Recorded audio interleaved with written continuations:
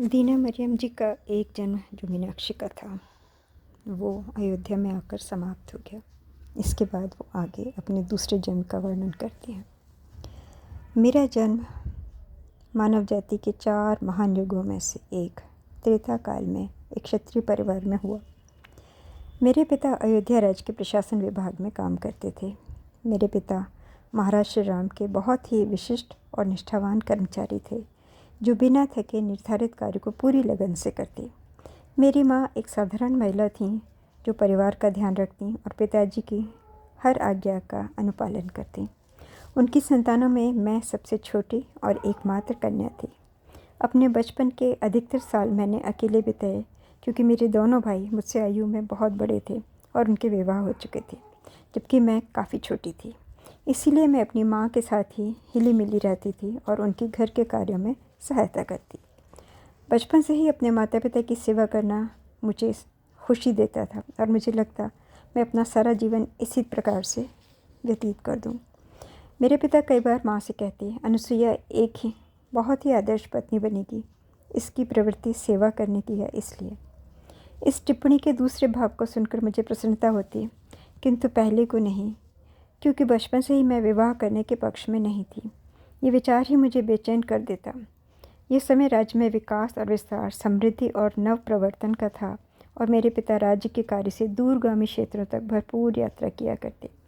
जब तक मैं 7-8 वर्ष की आयु तक पहुंची, हमारे प्रिय महाराज श्री राम अपने दोनों पुत्रों को राज्य का उत्तरदायित्व देकर स्वर्ग सिधार गए। उसी समय बालिकाओं के लिए बनाए गए नए गुरुकुल में शिक्षा प्राप्त करने का मुझे भी अवसर प्राप्त हुआ। अधिकांशतः गुरुकुलों में केवल लड़के ही गुरु के पास आश्रम में रहकर शिक्षा प्राप्त किया करते थे। कन्याओं की शिक्षा हमारी महारानी सीता का सपना था, किंतु उसे क्रियान्वित होता देखने के लिए वे जीवित नहीं रहीं। उनकी मृत्यु के पश्चात श्री राम ने इसे प्राथमिकता दी और एक ऐसा स्थान जहाँ कन्याएं भी शिक्षा प्राप्त कर सकें उसका गठन किया। इस बात का प्रतिरोध हुआ, किंतु वे कायम रहे अपने निर्णय पर और सीता माता को दिए वचन पर, और अंत में ऋषियों मुनियों की सहमति से कन्याओं के लिए छोटे गैर आवासीय विद्यालय की स्थापना हुई। श्री राम के नेतृत्व में शिक्षा पद्धति ने उन्नति की। पहले ये केवल ब्राह्मणों, राजकुमारों और अति संपन्न परिवारों के लिए ही आरक्षित थी, किंतु मिथिला और अयोध्या के मिलन के साथ एक नए पूर्ण व प्रगतिशाली समाज का अंकुरण आरंभ हो चुका था। ऐसा कहा जाने लगा कि महारानी सीता का आगमन अयोध्या की बढ़ती शक्ति को संतुलित करने के लिए ही था। ज्ञान के बिना शक्ति अवांछित परिणामों को आमंत्रित करती है, और यह केवल ज्ञान की प्राप्ति के लिए नहीं था। लंका में जो हुआ था उसकी छाया में हम सब जी रहे थे, जब वहाँ के राजा रावण, जो अपने समय के महाज्ञानी और प्रचंड पंडित समझे जाते थे, अपनी महाशक्ति के बलबूते पर अहंकारी हो गए थे और नियंत्रण से बाहर चले गए थे। सिर्फ पंडित बनने या विद्या प्राप्ति की आवश्यकता नहीं थी, अब हमें विनम्रता, भक्ति और सेवा के भाव भी साथ साथ सीखने आवश्यक थे, जो हमारे महाराज श्री राम की व्यक्तित्व की मुख्य विशेषताएं थीं। वे हमारे लिए एक ऐसे विलक्षण उदाहरण थे जिसे अपने परिवार को याद दिलाना हमारे पिताजी कभी भी नहीं भूलते थे। हमारे महाराजा ने कन्या शिक्षा को विशेष प्रोत्साहन दिया, किंतु फिर भी मुझे गुरुकुल भेजने के लिए मेरे पिता इच्छुक नहीं थे, क्योंकि मैं कुल की पहली कन्या थी जिसे विद्यालय भेजा जाता। पिताजी को लग रहा था कि यह उनका कर्तव्य है, फिर भी वे घबरा रहे थे। मेरे लिए मिश्रित अनुभव था। कुछ वर्षों पश्चात गुरुकुल में एक दिन हमारे अध्यापक श्री राम और राजकुमारी सीता का प्रसंग सुना रहे थे। कहानी के उस मोड़ पर जब सीता का अपहरण रावण के द्वारा हुआ, मैं ज़ोर से रो पड़ी, नहीं, यह सत्य नहीं है, और कक्षा से बाहर भाग गई। किसी का कोई भी प्रयास मुझे समझा नहीं सका कि कहानी का यह हिस्सा सत्य था। मेरे पिता को बुलवाया गया और मुझे घर ले जाया गया। मैं सिहर गई। इसके बाद गुरुकुल जाने के लिए मैंने इनकार कर दिया। मेरे पिता ने मुझे अनेक तर्क देकर समझाने का प्रयत्न किया। तुम्हें क्या लगता है कि फिर इतना बड़ा वह युद्ध क्यों हुआ था? यदि महारानी सीता का अपहरण नहीं हुआ था तो? एक दिन मेरे पिताजी ने पूछा। मैं नहीं जानती, मैं रो पड़ी, किंतु मुझे पूरा विश्वास है उनका अपहरण नहीं हुआ, मुझे यकीन है। फिर ये हमारे परिवार का नियम बन गया कि कहानी के इस भाग की कोई चर्चा नहीं करेगा। जहाँ तक मेरा संबंध था, महाराजा और महारानी वनवास गए थे। जंगल में उन्होंने अपनी अवधि पूरी की और फिर 14 वर्ष पश्चात वापस आ गए। हाँ, युद्ध हुआ था और रावण पराजित हुआ था, किंतु इस कहानी का हमारी महारानी से कोई लेना देना नहीं था। किसी तरह मैंने महसूस किया कि सीता के अपहरण की बात उनके साथ विश्वासघात है, उनकी शक्तियों और गरिमा का ह्रास करने के लिए। बेशक वे अपनी सुरक्षा करने में सक्षम थी, मैंने सोचा। वे जिनमें इतना साहस था कि बिना डरे जंगल में प्रवेश कर सकती थी, और 14 वर्ष वहाँ रहना क्या बिना किसी आत्मसुरक्षा, आत्मबल या आत्मविश्वास के भला संभव था? इसके साथ महाराजा राम कभी ऐसा होने ही नहीं देते, और इसी तरह मेरे विचारों का ताना बाना बुनता रहता, किंतु मैं कहानी के इस भाग द्वारा उत्पन्न भावनाओं को कभी भी किसी के सामने व्यक्त नहीं कर सकी। गुरुकुल से वापस लौट आने के बाद मैं अपना अधिकतर समय माँ की रसोई में मदद करने में बिताने लगी। मुझे याद है एक दिन जब माँ और मैंने बहुत स्वादिष्ट भोजन किसी विशेष अवसर पर बनाया था, और कोई सेविका भोजन को उस कक्ष में ले जा रही थी जहाँ हम अधिकांशतः खाना खाते थे। तभी अचानक भूल से उसका पैर लड़खड़ाया और सारा खाना गिर पड़ा। मैं दौड़कर उसे साफ करने के लिए भागी। तभी मेरे पिताजी ने कमरे में प्रवेश किया, जब मैं घुटनों के बल बैठकर नीचे गिरी गंदगी साफ कर रही थी। उन्होंने मुझे तीखे स्वर से पुकारा और उठने का आदेश दिया और कहा, नौकर चाकर इस काम को कर लेंगे। मेरा मन बहुत दुखी हुआ, क्योंकि आज से पहले कभी उन्होंने मुझसे इतनी रूखी आवाज़ में बात नहीं की थी। मेरी माँ ने जब मेरे चेहरे पर उदासी के भाव देखे, मुझे कोने में ले जाकर उन्होंने समझाया, तुम्हारे पिताजी का मानना है कि घर में प्रत्येक व्यक्ति का अपना अपना स्थान है और हमें उसकी गरिमा का ध्यान रखना चाहिए। मुझे वो कार्य नहीं करने चाहिए जो नौकरों को करने चाहिए। मुझे ये बात समझ में नहीं आई और लंबे अंतराल तक इस हादसे का असर मेरे उपचेतन पर छाया रहा। अयोध्या में मेरा सबसे प्रिय स्थान सरयू नदी था। ये बहुत सुंदर नदी थी जिसका जल स्वच्छ व निर्मल था। क्रिस्टल जैसी साफ और स्पष्ट, पक्षियों जैसी तेज धाराएं, तीव्र बहती लहरें, सुंदर लुभावने गीत हर समय गुनगुनाती थीं। उसके तट पर बैठकर कल कल के उसके मनोरम गीत का सुनना मुझे आंतरिक शांति देता था। यदि मुझे अनुमति मिलती तो मैं घंटों वहाँ बैठ सकती थी, किंतु ऐसा संभव नहीं था। केवल कभी कभी ऐसा मौका मिलता, क्योंकि राज्य में इतने सारे विदेशियों का व्यापार के लिए प्रवेश करना, लड़कियों के लिए अकेले बाहर निकलना सुरक्षित नहीं माना जाता था। जब भी मुझे अपनी सखी सरयू नदी से मिलने का अवसर मिलता, कोई न कोई परिवार का सदस्य मेरे साथ रहता, जिससे मेरे मन की प्रसन्नता कुछ कम हो जाती। अपने भीतर हृदय के किसी कोने में मुझे महसूस होता कि माँ सरयू के पास मेरे लिए कोई संदेश है जो बहुत व्यक्तिगत है और मुझे केवल तभी प्राप्त हो सकता है जब मैं बिना किसी के वहाँ पहुँचूँ। मैंने बहुत बार इस अवसर की प्रतीक्षा की, किंतु ऐसा कभी संभव न हो सका और वो संदेश मुझे कभी नहीं मिला। जैसे जैसे मैं बड़ी हुई, मुझे स्वयं के विचारों पर हंसी आती। भला नदी कैसे मुझसे बात कर सकती है? और धीरे धीरे ख्याल मेरे मस्तिष्क से धूमिल होता गया। मैं अपने भीतर एक ज़िद्दी लकीर को छिपाए हुए थी। हालांकि मुझे ज़्यादातर मामलों में शिकायत थी, किंतु जब किसी बात से मुझे गहरी चोट लगती, जैसे महारानी सीता के अपहरण की कहानी, जिसको मैं किसी भी तर्क से मानने के लिए सहमत नहीं होती और अपनी ज़िद पर अड़ जाती। इसी तरह की प्रतिक्रिया फिर आई जब मेरे विवाह की चर्चा का समय आया।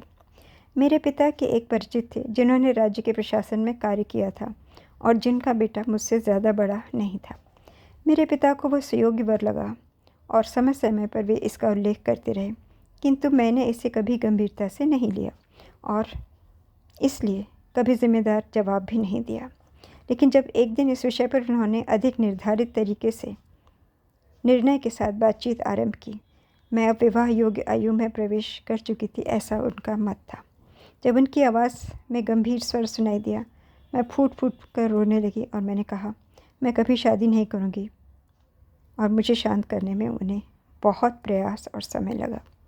इस तरह का आक्रोश क्यों? उन्होंने चकित होकर पूछा। हर लड़की एक अच्छे लड़के से विवाह करने का सपना देखती है। भारी मन से मैंने निवेदन किया, पिताजी कृपया मुझे मजबूर ना करें।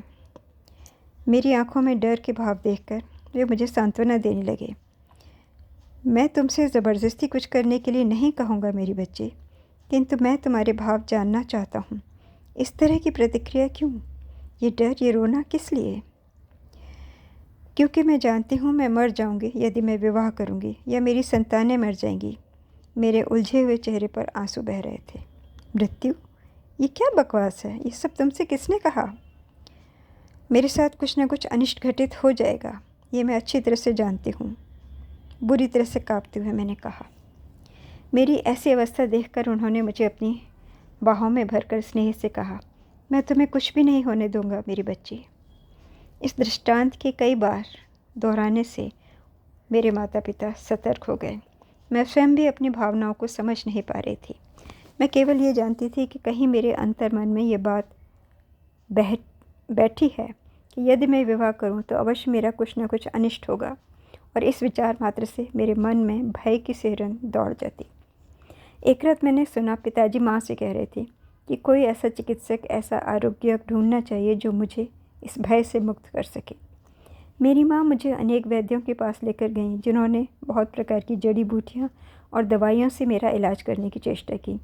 यहाँ तक कि पंडितों द्वारा भी ये विशेष पूजा इत्यादि करवाई गई, किंतु कोई भी इलाज मेरे भीतर छिपे डर को दूर नहीं कर सका।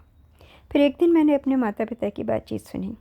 मेरी माँ पिताजी को बता रही थी कि उन्होंने महारानी की एक सेविका जो मिथिला से उनके साथ आई थी और आज भी जीवित है, उसके बारे में सुना है। कहते हैं उसके पास विशिष्ट शक्तियाँ हैं, किंतु वह बहुत दूर रहती है। मेरी माँ ने कहा, वो आज भी उसी आश्रम में रहती है जहाँ महारानी ने अंतिम दिन व्यतीत किए थे। मैं कह नहीं सकती कि वो हमें मिल सकती है या नहीं, क्या पता वो हमारी मदद कर सकती है या नहीं, लेकिन शायद हम एक कोशिश कर सकते हैं। हमारे पास कोई दूसरा विकल्प ही नहीं, पिताजी ने उत्तर दिया। ये किसी गहरे डर का भाव है जो शायद किसी पिछले जन्म पर आधारित है, और यदि हम चाहते हैं कि यह इस जन्म में प्रसन्न रहे तो हमें इसे हल करने के लिए कोई न कोई तरीका तो खोजना ही होगा। शायद इस महिला के माध्यम से हमें अपनी महारानी का आशीर्वाद मिल जाए। वो अब काफ़ी बूढ़ी हो चुकी है, शायद जीवित भी ना हो। उस महिला ने जो मुझे बताया कि उसे कुछ साल हो गए हैं जब उसने उनके विषय में सुना था। मैं इस विषय में बहुत कुछ नहीं जानती, सिवाय इसके कि महारानी ने उसे पादप चिकित्सा की बहुत सी जानकारी दी थी, और यहाँ के लोग उपचार के लिए सभी तरह से यात्रा करके उसके पास जाते थे। मुझे बताया गया है कि उसका नाम सोमा है, माँ ने कहा। मैं चुपचाप कमरे के बाहर माँ की बात सुन रही थी। अपनी उपस्थिति का मैं उन्हें भान नहीं करवाना चाहती थी, लेकिन जब मैंने अपनी माँ को सोमा नाम कहते सुना तो अनायास आश्चर्य के भाव मेरे मुख पर तैरने लगे। मेरी बुदबुदाहट सुनकर माता पिता शांत हो गए। अनजाने में ही मैंने अपनी उपस्थिति प्रकट कर दी थी और मैंने उनके कक्ष में प्रवेश किया। मेरे माता पिता एक दूसरे को चुपचाप देख रहे थे, अनिश्चित भाव से कि अब मुझे वो क्या कहें।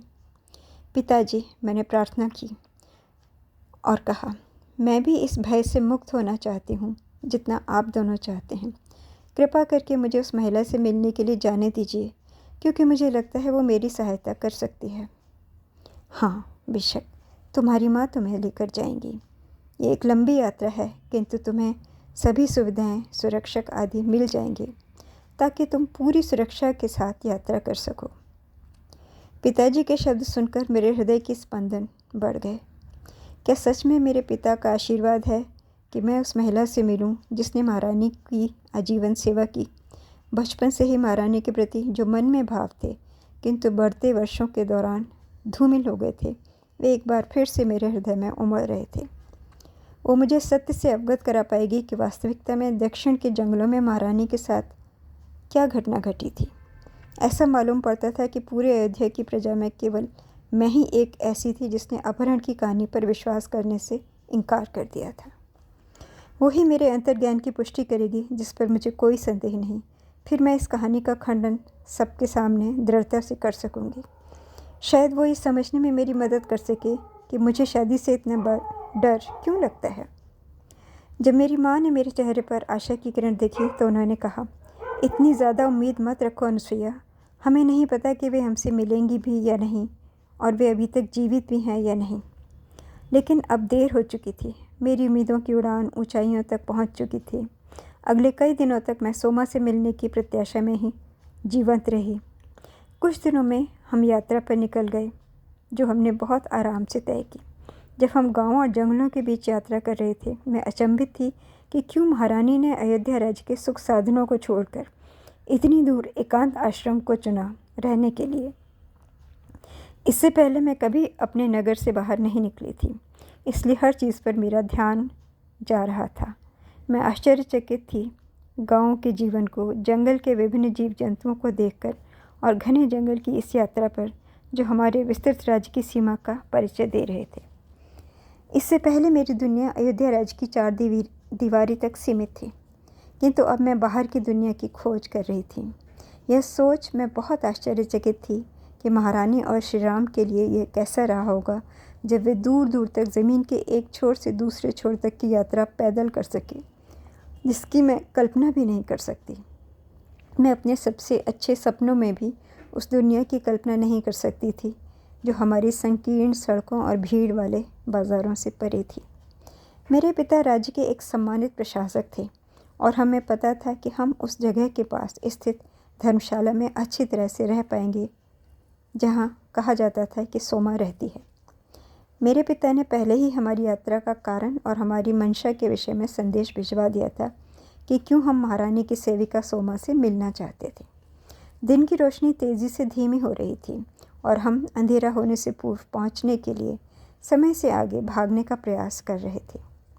जब हम आश्रम पहुंचे, वहाँ की सादगी ने मुझे दंग कर दिया।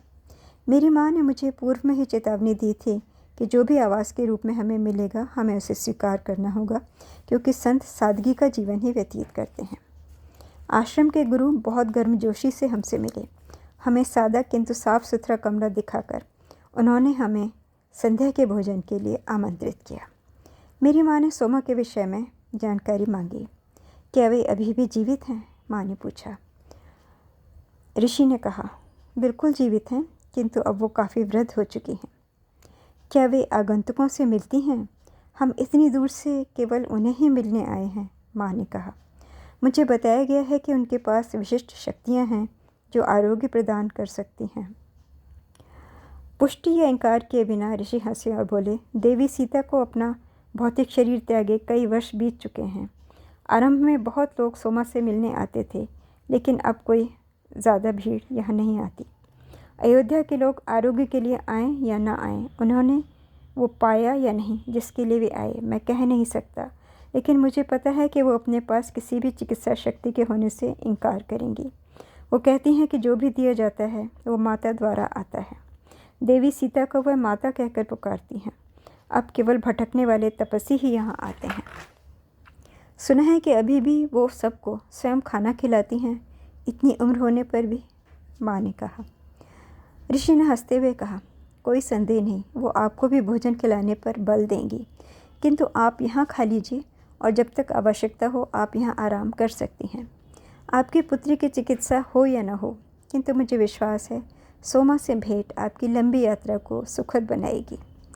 किंतु मैं बता दूँ, आजकल वो अपना अधिकांश समय मौन में व्यतीत करती हैं और किसी से बात नहीं करती। ऐसा महसूस होता है मानो वो किसी दूसरे लोक में रहती हैं। मैं उनसे मिलता रहता हूँ, किंतु हम सिर्फ मौन में ही बैठे रहते हैं। कभी कभी वो अपनी आंखें भी नहीं खोलती और मैं कह नहीं सकता उन्हें मेरे होने का भी आभास होता है या नहीं, किंतु उनका शरीर अभी भी दृढ़ है। एक बार उन्होंने मुझसे कहा था कि वे तब जाएंगी जब माता उन्हें स्वयं लेने आएंगी और वो उस घड़ी की प्रतीक्षा में हैं। मैं उस रात सो नहीं सकी। हालांकि यह किसी तरह से रहने की जगह के कारण नहीं था, वहाँ सब कुछ उपयुक्त था, पर एक अजीब बेचैनी थी, प्रत्याशा थी जिसे समझाना और समझना कठिन था। अपनी छोटी सी कुटिया जिसमें मैं अपनी माँ के साथ थी, उसके बाहर बैठकर रात भर मैं आसमान में तारों को टकटकी लगाकर देखती रही।